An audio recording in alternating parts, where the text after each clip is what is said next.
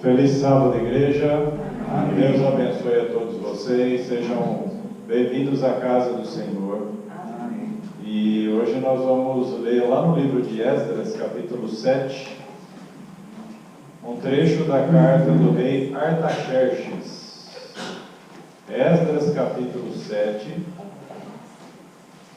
o que era um rei pagão, um rei que não era do povo de Deus, mas que conheceu ao Deus do céu.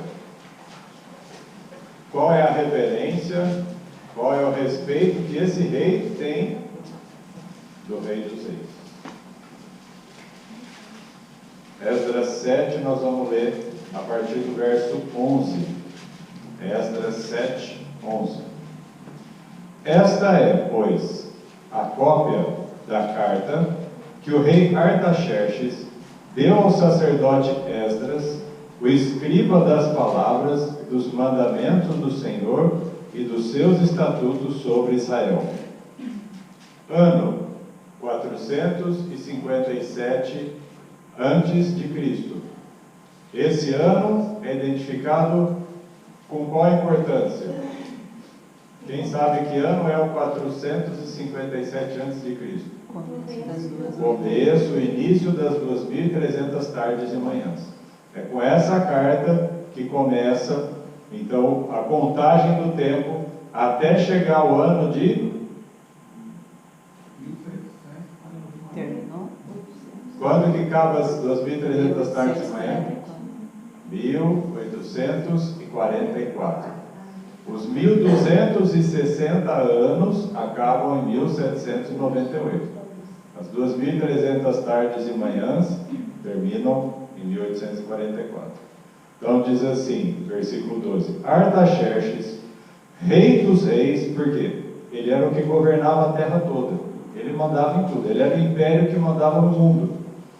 Ao sacerdote Esdras. Aí ele identifica quem é Esdras. Escriba da lei do Deus dos céus.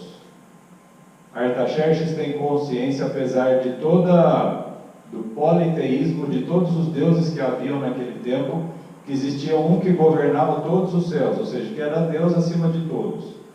E aí ele diz para ele, paz perfeita. E é o que Deus deseja para toda a igreja nesta manhã, paz perfeita. Ou seja, aquele sentimento que excede a nossa explicação, que só a presença de Jesus pode dar. A paz perfeita vem de Cristo Jesus. Aí o versículo 13 diz assim: por mim se decreta que... Aí ele vai falar, todo mundo pode ir para Jerusalém. Aí nós vamos para o versículo, aí ele vai falar assim, todos podem ir, e vocês vão levar riquezas, tesouros, um monte de coisa. Aí o verso 22. Até 100 talentos de prata, 100 coros de trigo, 100 batos de vinho, 100 batos de azeite e sal sem conta. Ele dá uma quantidade imensa de tudo. Podem levar muito para lá. Tudo, 23, tudo quanto se ordenar, segundo o mandado do Deus do céu. Tudo que Deus mandar, ou seja, não é o que o rei queria, é tudo o que Deus mandar. O que Artaxerxes está fazendo? Eu me submeto à vontade desse Deus. E o que Deus espera dessa igreja se o rei pagão fez isso? Tudo quanto Deus do céu mandar, a igreja Amor de Cristo deve fazer nessa manhã, nesse dia, amém? Amém. Então ele diz, tudo quanto se ordenar, segundo o mandado do Deus dos céus. Isso é o temor desse homem. Olhem para ele e entendam como deve ser o jeito de pensar e de falar de cada um de nós. Prontamente se faça aonde? Para a casa do Deus dos céus. Nós estamos na casa do Deus dos céus.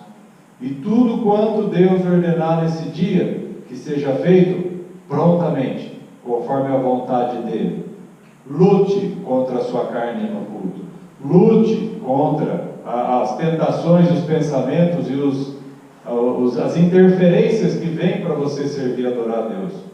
Um rei pagão quis que tudo fosse certinho. Como que nós que somos chamados para servir na casa do Senhor, não desejaremos no mínimo, o mesmo que esse homem fez.